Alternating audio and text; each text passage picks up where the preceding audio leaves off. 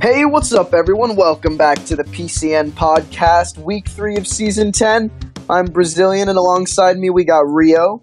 In our panel today, we have Graphics from Bayern, Stone from Benfica, That Cream Cheese from Orlando Pirates, and oh my god, Masonic Control, League 2 matters. Let's roll on. So, Super League, let's start off with the title contenders. Talk of Minnesota, first place right now, 32 points, 27 for, and 7 against. Undefeated, but they've gotten 2 draws this season against Spurs and Man City. Eric, 15 goals. Kessie, second highest with 6. Can they keep it up? They're putting a lot of work into Eric. 15 goals for, Kessie's the second highest with 6. I think the third highest is 2 from one of the midfielders. So they're living and dying by Eric right now. All right, next up, second place Inter Milan, 27 points. So you're already, 5 behind? 28 for, 12 against. Lost to Spurs, draws with Leverkusen, Roma, and Milan. The addition of old Mr. Peanut seems like it could be beneficial for the team, but there are players looking to move allegedly. They look to be Super Cup hunting. Allegedly, from inside sources, I've been told and have seen reports, as you would call it, that there are players due to the addition of Mr. Peanut, players looking for a new home due to multiple reasons. But I guess we have to wait to the transfer window to see how that plays out. Yeah. You know, the gossip of the league is always what we really tune in for. It really is. Yeah. The Discord is only so entertaining. That's false. The Discord's where all the fun stuff happens. That's all nice. Right. Next up, moving down the table, third place, Benfica. 25 points, 16 for, 10 against. Y'all had a great showing against Spurs in the marquee matchup, begrudgingly. Title contenders in the sense of they're up there, but there's still a big point gap to cover. If Minnesota drops points, and I think it's in a similar vein of if they drop one game, they might not pull a River Plate, but they have a similar mentality of dropping one game might cause feuds in that team. I could see teams like in Benfica moving up the table and maybe trying to contest for that title spot, but let's talk to Stone. Let's talk to the actual Benfica rep here. What's up, guys? How's it going? So you guys have a really good offense. Is that something that you're looking to build around, trying to focus on maybe strengthening your defense more? Well, I'm assuming that right now, it speaks for himself, Chuck of Norris. That man knows how to strike a football. Oh, yeah. Yeah, Chuck, he's a veteran for sure in the clubs. He's been around for a while, played in a lot of club leagues, and he's solid. We've had a few guys kind of move around here and there this year, and so we're trying to get our groove going up front, but really our defense is one of the best in the league, in my opinion. We've got a lot of guys back there. Obviously Purps, he's one of the, I think, top CBs in the league, among a couple of other guys, but our defense has really kind of hung in there because we've had a few games where we've struggled offensively, but the defense has really done well, especially when we think about that Tottenham game we had on a couple nights ago. Defense was great. Yeah, that's a testament to that. I think it was the first podcast of the season. We was talking about you had 7 goals scored, but you only had 8 conceded in 6 games. So offense is picking up, defense is still staying strong. Yeah, and also another factor when I look at our goal differential, we had the game at the beginning of the season against PSG where our keeper fell asleep and we basically defaulted 5-0. And so that's not helping the goal differential, obviously. Yeah, and having a guy like Rambo at DM who is known around PCN, it definitely helps the defense. Yeah, the guy's unreal. He's awesome. He's all over the field. And to touch on the marquee matchup against Tottenham, I know Brazil doesn't want to hear this, but yeah, just because as a guy that did the commentary for you, I felt like I said NYCFC's Diggs names a lot. So to the question I have for Stones, is he like a main guy that you look to get the ball to and play make, or was it just that game that everything went through him? Yeah, that's a good question.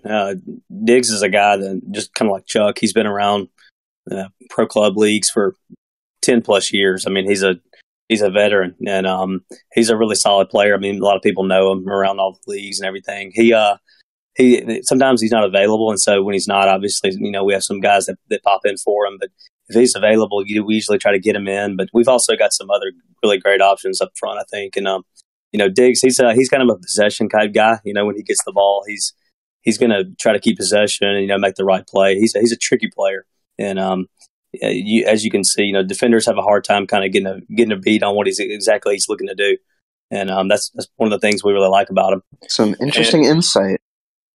Yeah, especially he and Chuck are very different type players. Chuck's more of a direct striker. I mean, he's looking to take shots. He's looking to put pressure on a defense, and so they complement each other well. For sure. Brazil knows about him pressuring the defense. Dude, right. Okay. Moving on. Your second goal was just, I watched that replay back. No, first of all, I'm going to throw under the bus. I'm going to. I don't even care. Bauer can go be somewhere else. It was not a very nice thing that he did, getting an intentional red card. That set you guys up for a real nice free kick that went a little less than stellar in the terms of the marking, right into that pocket of space, and man, it curved around post, like out and back in. Yeah. It was a nice setup goal, I thought, on our end. We talked about it obviously beforehand, but I think you got unlucky. Really, I thought you were in a good position, but the shot just got around you. See, and at least from like a commentator's perspective, like obviously Bauer doing what Bauer did, we're not going to go into too much detail of that. But it's that you guys had multiple free kicks in the game, and I was like, one of these is surely going to fall because I know they got set plays, and then I don't know if that was the intention of where the ball landed or when the free kick was taken, but it landed perfectly in front of. It's always nice when you got a situation where you got a guy taking a red card and then you score immediately off of that free kick. I mean, that's pretty rough for the other team. Yeah, and that's really what did the nail in the coffin, because you went down 1-0 Brazil with the penalty, but ain't much you can do about the penalty. Yeah, that was proper side netting. Yeah, it was. That was a very nice penalty. All right. Moving on. Now that we're done sucking the dick of Benfica for a little bit. We'll get to Spurs in a minute. That's not going to be as much of that. On to fourth place, Manchester United. 21 points, 16 goals for, 13 against. Still struggling to find themselves despite being top half. I think it was touched on earlier about some of the big names and possibly big egos that team brings together. And I honestly think a clash in style because of the former Juve players they have brought in played a different style to Man United. It's not that they're uncompatible. It's just been a difficult adjustment period, in my opinion. Their lack of scoring and can't stop the other side from scoring. Missed out on a Royal Cup knockout round, finished third in their group. What do you think this bodes for their future? I mean, they are top four. They've got a good position for themselves, but they're just not getting the nail in the coffin. We'll get to the Royal Cup one later on, but as far as their position in the table, it's not like you could see the top three. Like the space between third and fourth is larger than it is from fourth to, I believe, 10th or 9th. So within the next game day, they can easily fall to 10th place. So while they're there now, I think, like you said, Brazil, like it's a clash of like style. Like chemistry is one thing in itself, but Italiano and Macro, they play different styles than how Magic and Swifty and them play as a style. And plus, you have all these great talents, but the problem is that a lot of these talents play similar positions. You have 3 really good strikers in Magic, Bigod, and Italiano. Problem is, one of them has to play out of position. Well, whether or not that was a design choice, I don't remember whether or not Italiano wanted to try something new, or that's something they'd been finding more success with in the latter days of Juve's career. But again, I'm just speculating. I don't know the answer for sure. I'm sure there are people that could let us know. Yeah, I know from this comes out. I know from my towards the end of my time there at United, and from the results I've been seeing, Magic has been playing left mid with Bigot and Italiano up top, which, as a guy that's known for scoring goals as Magic is, you could imagine that him playing as a winger, there's an adjustment period there. All right, let's move on down the table to 5th place, AC Milan. 20 points, 21 goals for, 17 against. But they had a little rough patch from 8 goals allowed to 17 in just 6 games. Quad looks set to make some big moves during the transfer window, and obviously we will keep you posted with that as the situations unfold. I think we might do a transfer window special later in the season and do what we did last season. So it'd be nice to kind of see who did what, who utilized their funds. Yeah, because with the transfer window being just around the corner, literally next week, you're starting to it's the trade deadline from the NBA. You're starting to get all the rumors of people wanting to move and people looking to make moves.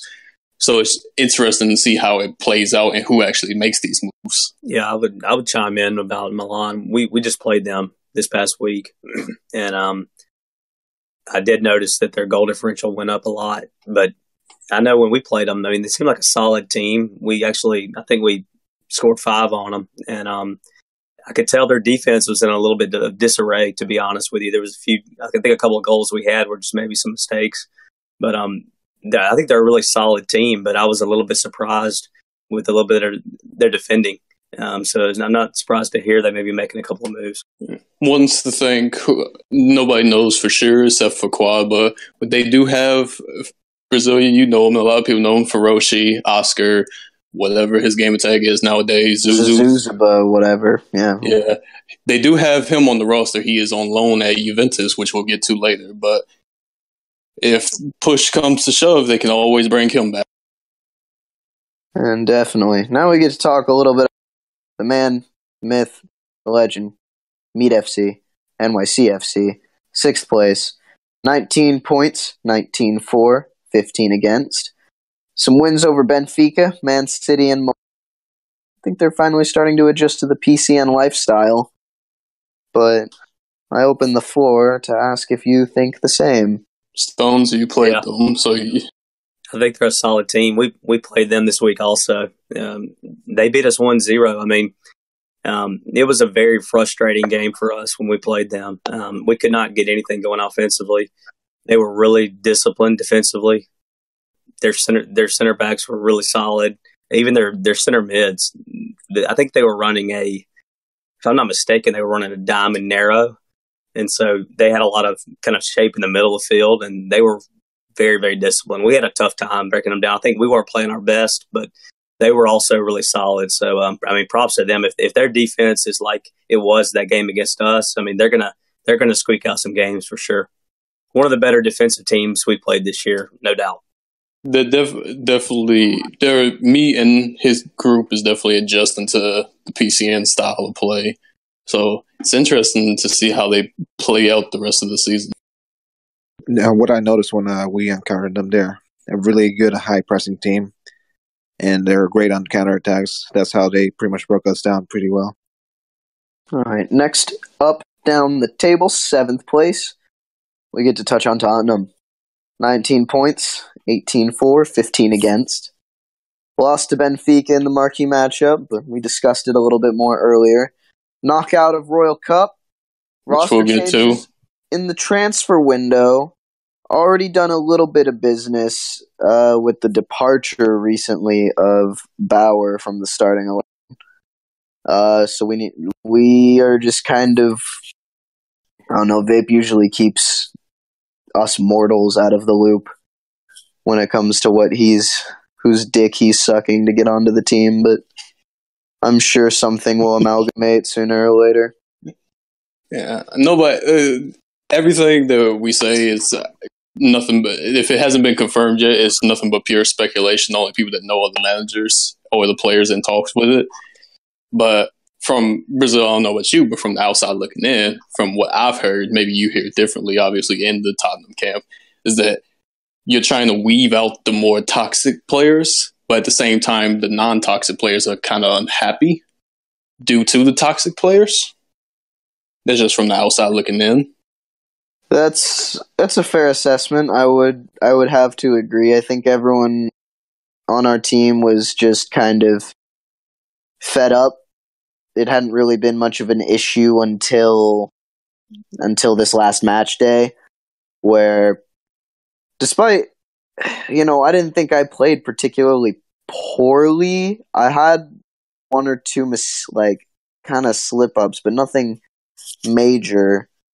I don't know. I just think it was a choice that had to be made, and I guess we have to stand by it at this point.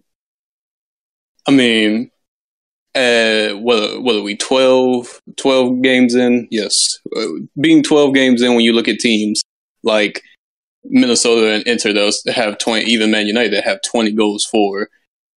You have 18 for, but you also have 15 against. So it looks like, from just results and standings, changes need to be made in specific parts, because while you're improving in your goal scoring, it seems like your defense got worse. And I know you guys had a change of formation, so I don't know if it's getting used to that or what it is. I don't know. I just know for sure that I am not as good in goal as I was in FIFA 18, but that's a given because it's a different style, different animations. But I think this FIFA for me has been a pretty rough one. I've not been very confident with my goalkeeping ability. I have games where I have games where I play well. I've just not been consistent, so I'll take part of the blame. But as far as it goes, Vape said he has faith in me to continue, so I'll try and repay that faith and keep trying to improve. Speaking of improving, yeah, Juve, 8th place. 18 points, 19 for, 13 against. 7-game win streak before they took their first loss. Additions of Rio and GC the Reaper from 17th to 8th. What a step up. Oh, you love to see it. Warms my heart, not even because I'm a part of it, but because we don't have to talk about Juve being towards relegation. But yeah, seven straight wins since me and GC the Reaper stepped into the lineups. Me coming over from Man United, Reaper, I think he was the backup, but then they had a goalkeeper switch, so it's clearly working out. First loss came to Bayern, of all teams, so the graphics was happy about that one. Mm-hmm. To be honest with you, respectfully, we're pretty much getting into form. You guys played really well. It just got unlucky towards the end. And you know how the story goes, Brazil. It could have been a 2-2 game. It could have been a 2-3 game. But, strikers might miss some open nets. Like, defenders might slip up on some tackles. You know how the story goes. Same old. But nonetheless, it's better form than what it was in before me and Reaper got there. And I think the guys are improving as chemistry-wise. So if we can stay around this range, I'm pretty sure everybody would be happy. I'll tell you someone who's not happy. That would be Dorsey Firk, because that man was player of the week and team of the week. The Man City sit 9th. 18 points, 23 for, 18 against. They've got a manager change. 18 goals against. As many points as goals against isn't exactly a great statistic to see, although it's early enough in the season where it could be forgiven if they do manage to turn it around. But they need to do that by turning some of these draws into wins. So the manager change is not as like massive as you would think it would be. The last king stepped down and gave it to Listuta. Yeah, but correct. Bati. But yeah, so he took over manager. I believe Last King is moving houses or something like that. I don't know the full story, but nothing with him not wanting to do it. I think he just is too busy with everything else to do it.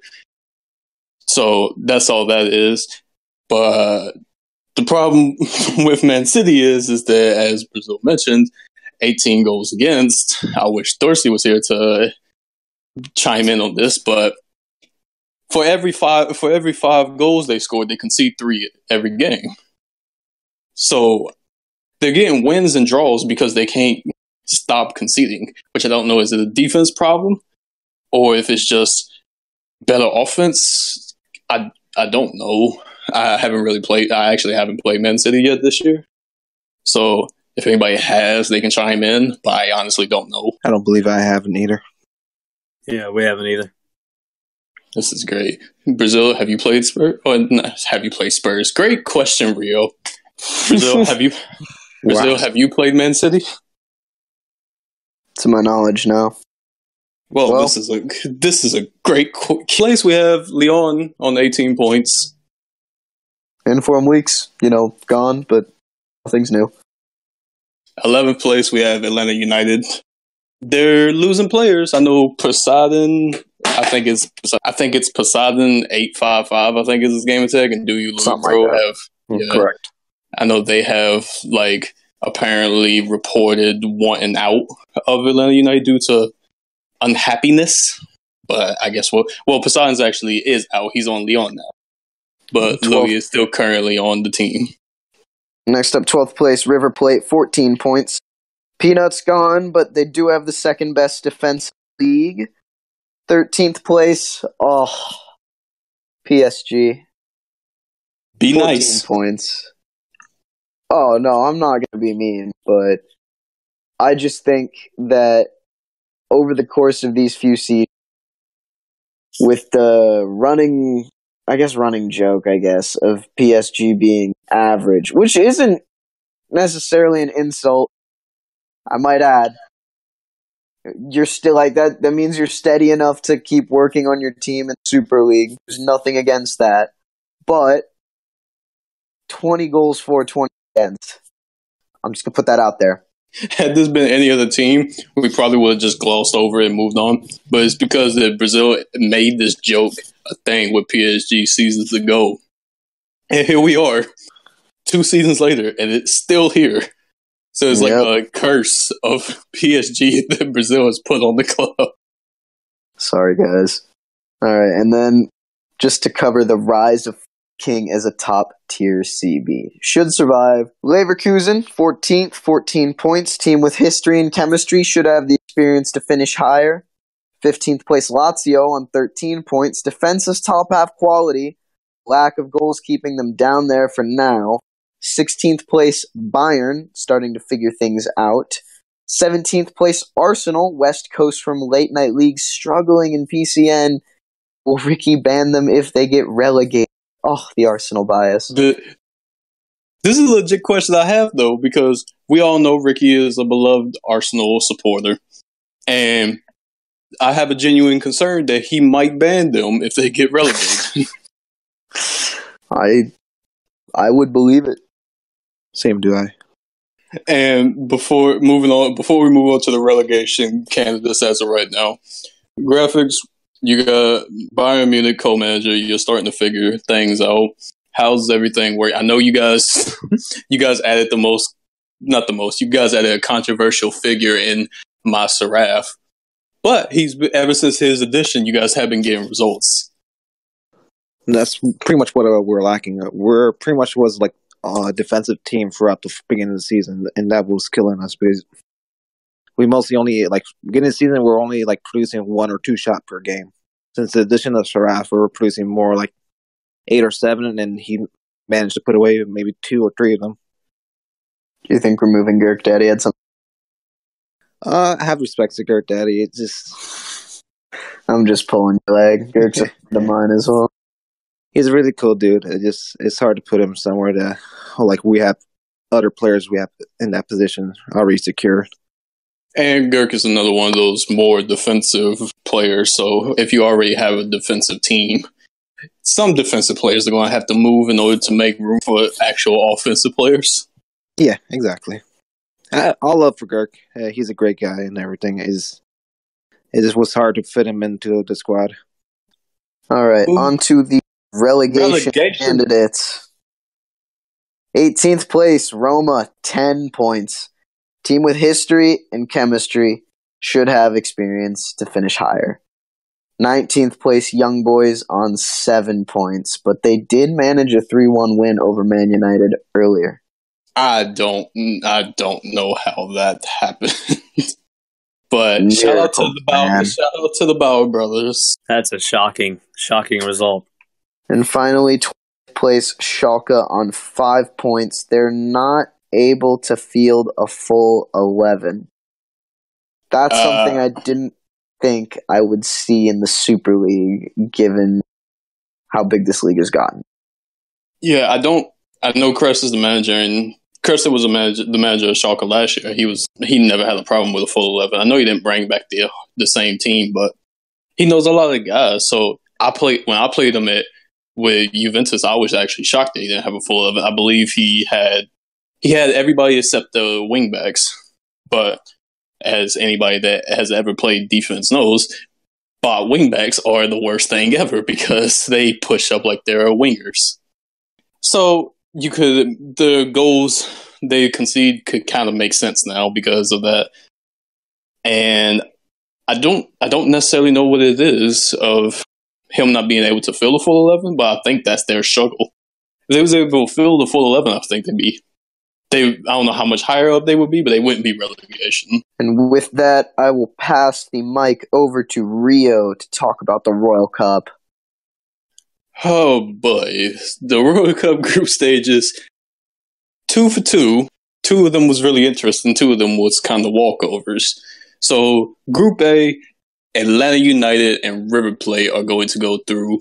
They both finished on 15 points. They both had 5 wins, only 1 loss. Atlanta United only conceded 1 goal throughout the entire group stage. So look out for them.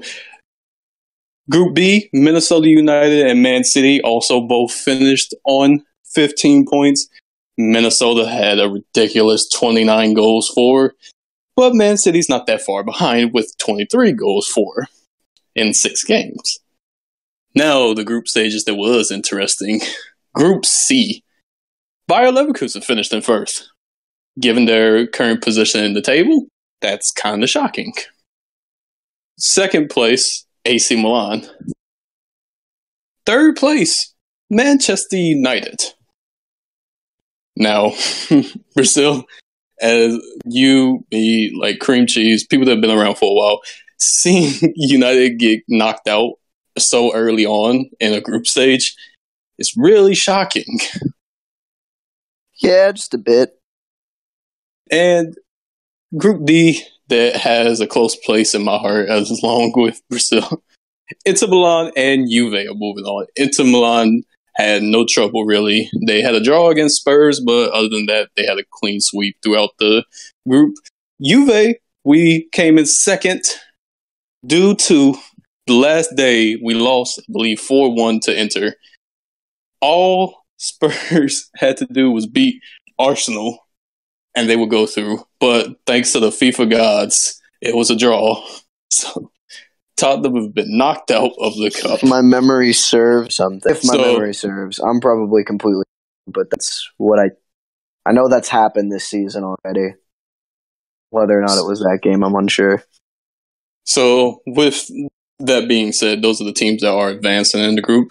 The noticeable names from this season that are not going to be advancing: Lyon, Man United, and Tottenham, who 3 of which you could see them going quite far, actually, but we'll wait till next season to see that. And with that being said, let's move on to League One Brazil.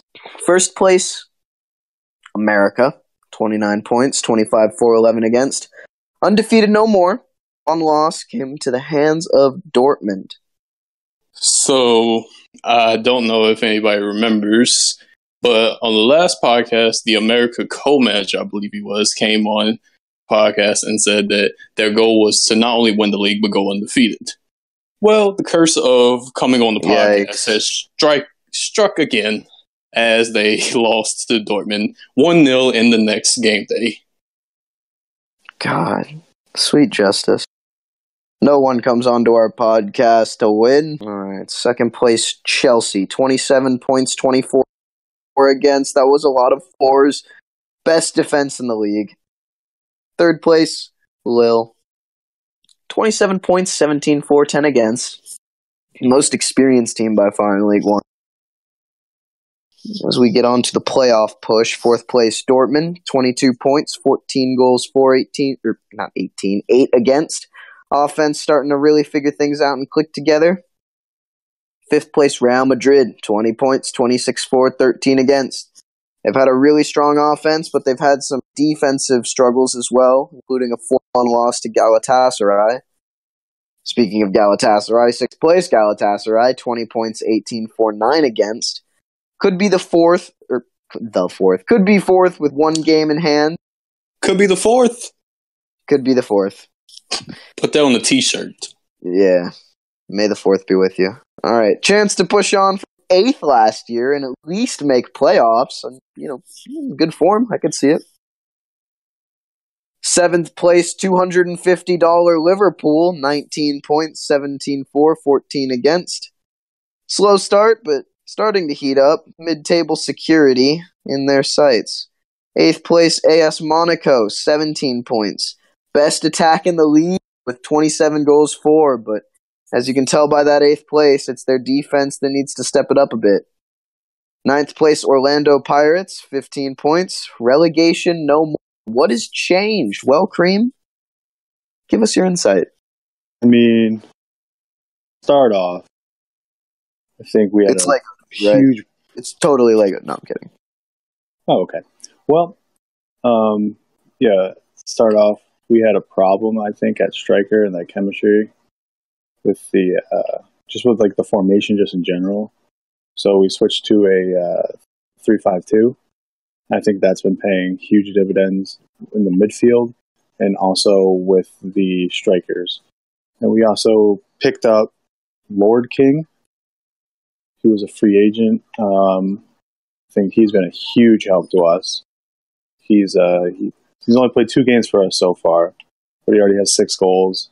So I mean, I think we've solved their striker problem, and I mean, other than that, it's literally just building our chemistry some more and just keep pushing.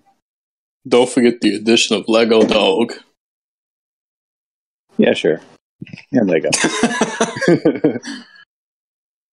But yeah, we have a good core of guys, all that, and I think we're trending in the right way right now, and I think we're going to surprise a couple of people come the end of the season.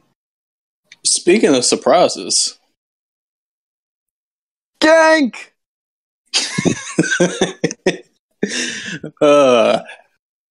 15 points. Honestly, not too shabby. For not having a full 11 most of the time. That's the thing. I said on the first podcast, which came across as being a little bit harsh, so let me make this a little bit more clear so it doesn't come across that way. I said they was in 4th place on the first episode of the podcast, and I said I was genuinely shocked by this because there were issue of them not being able to fill the full 11. Well, from what I was told on the previous podcast from one of the League One representatives, is that this is still true.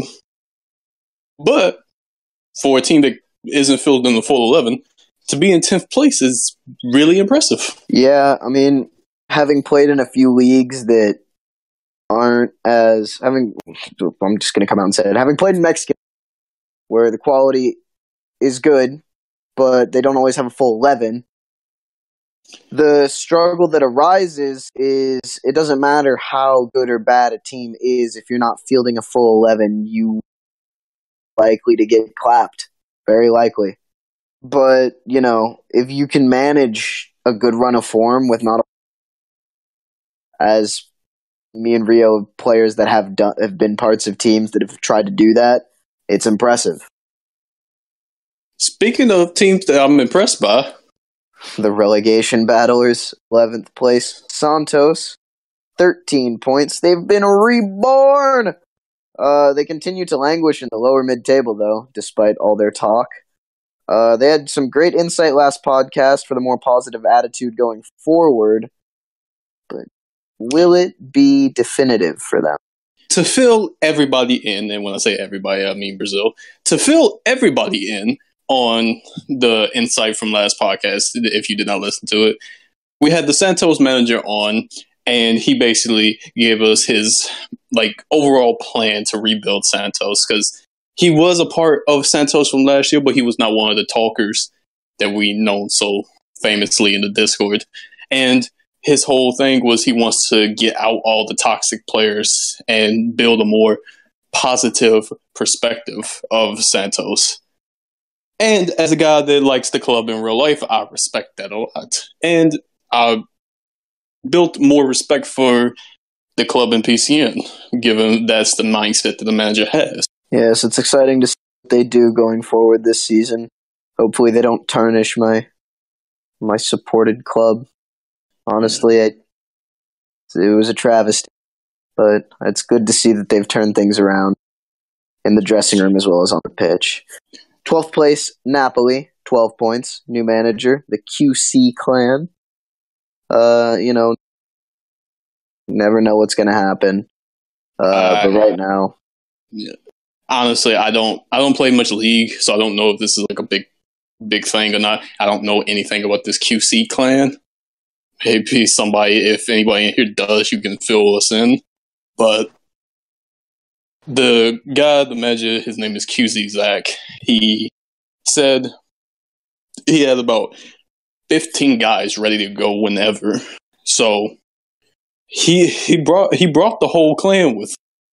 And they just started out, so I don't really know what to expect from them, but we've seen managers take over halfway through the season and end up getting really good results. Perps and them, or Stones, and then with Benfica, they took over Dortmund a little around this time last season, and they was just one game shy of being in the playoffs. So anything's possible. Absolutely. 13th place Leipzig on 10 points. It's the return of Rey de Reyes. 14th place Olympiacos, 8 points. Disappointing to see. They've struggled to find a goal scorer. And with the upcoming transfer window, that's probably going to be their go-to signing if they can manage. 15th place Barcelona on 7 points.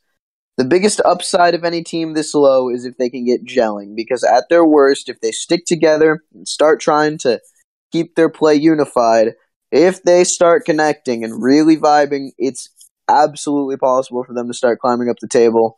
Also, I think it would just annoy a lot of people to see Barcelona drop down to go from Super League to League 2.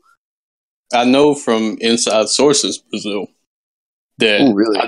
I don't know the players, but I've been told of players leaving Super League teams to come down to save Barcelona due to them being former players from Barcelona from previous seasons.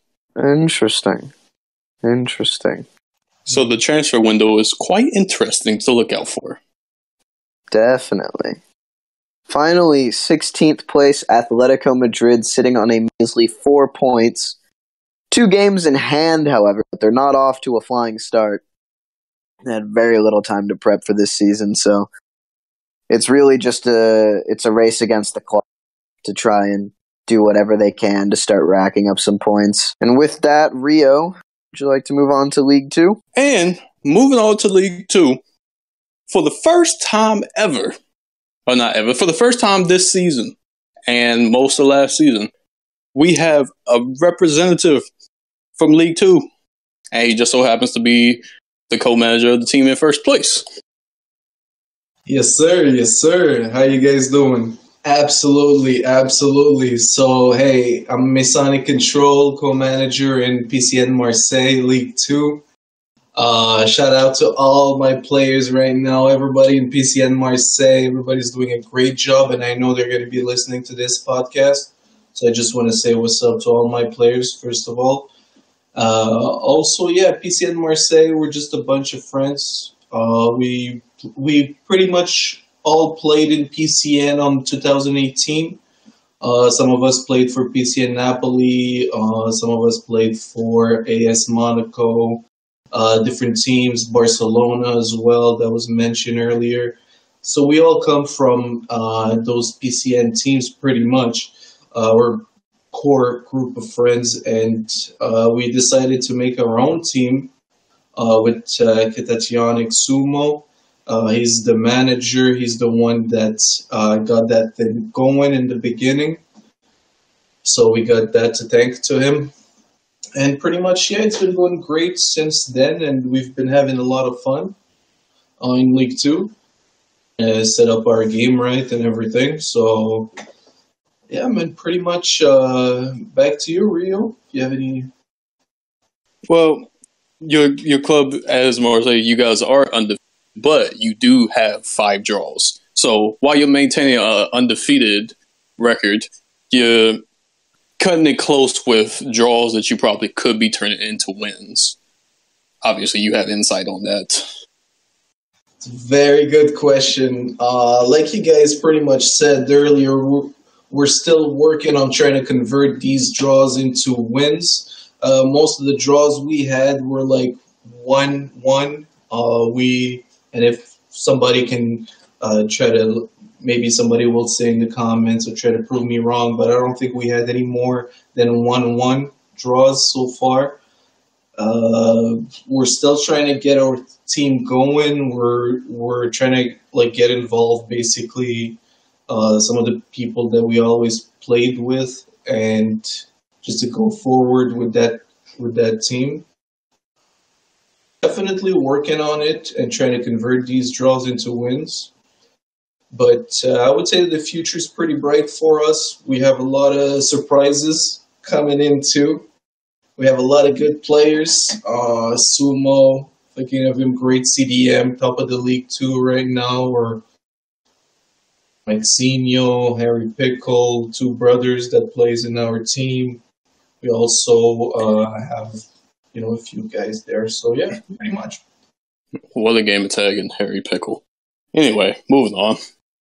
Second place, we have Valencia, 25 points, so they're only a point behind you.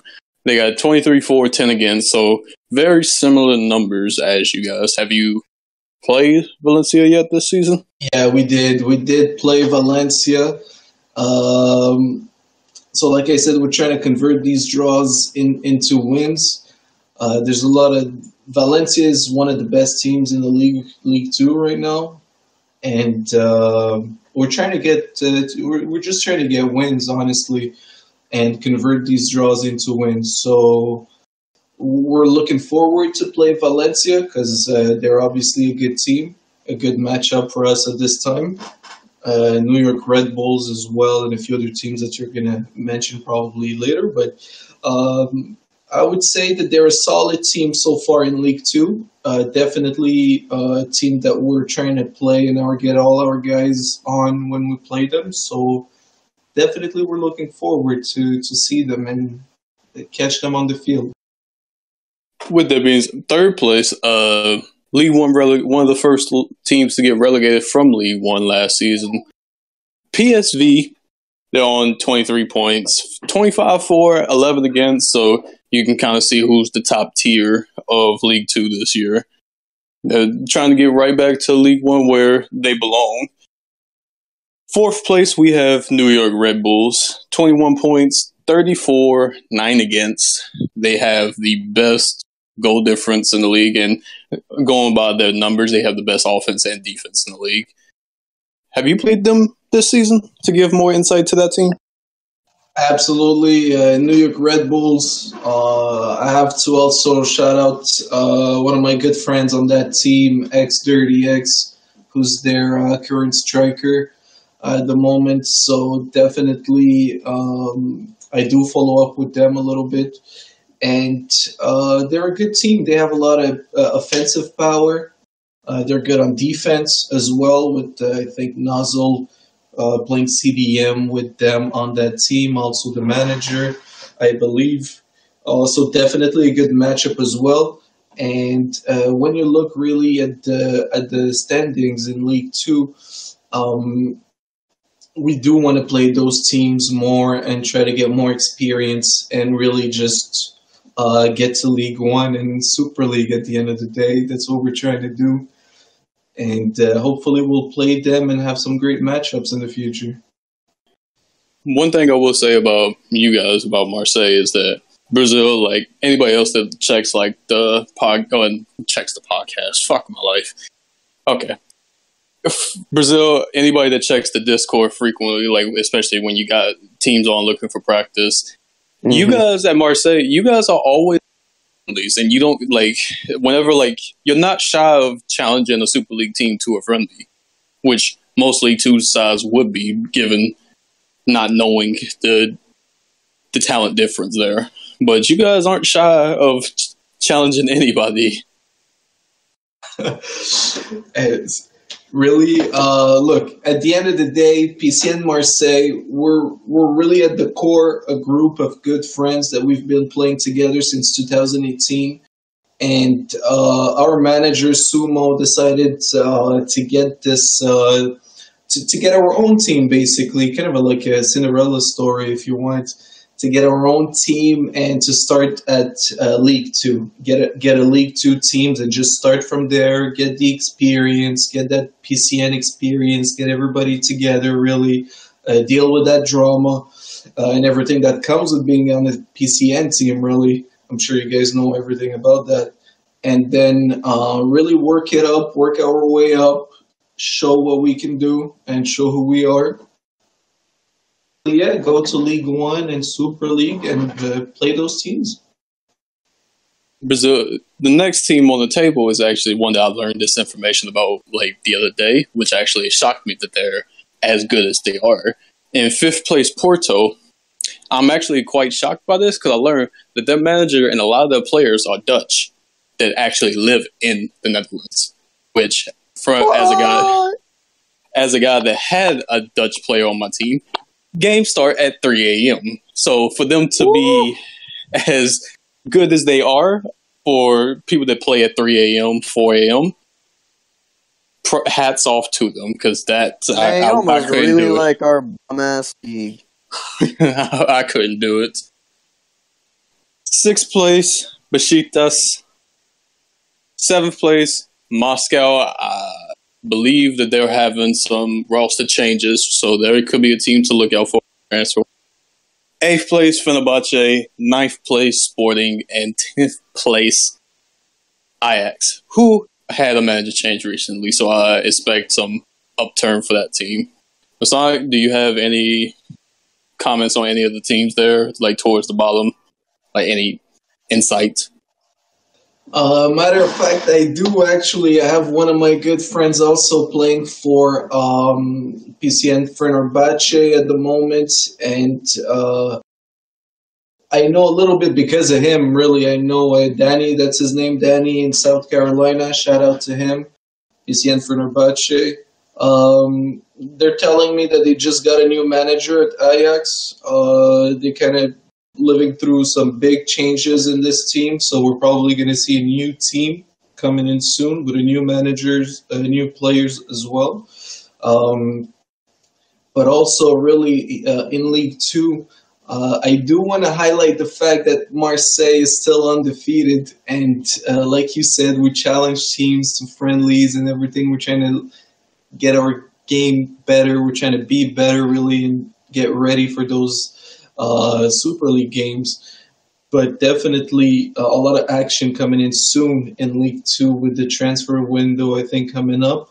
There's going to be a few trades that I heard concerning those teams, Ajax, Fenerbahce, maybe even Red Bulls and Marseille. So you got to look it up. You got to follow with all the action coming up in League Two, because it's definitely here to stay, and for the future as well. I want to let our competition know that we're trying to be undefeated till as far as we can go. We're trying to go as far as we can go, and I know you mentioned a little curse of the podcast, saying it on the podcast, we might lose our undefeated streak.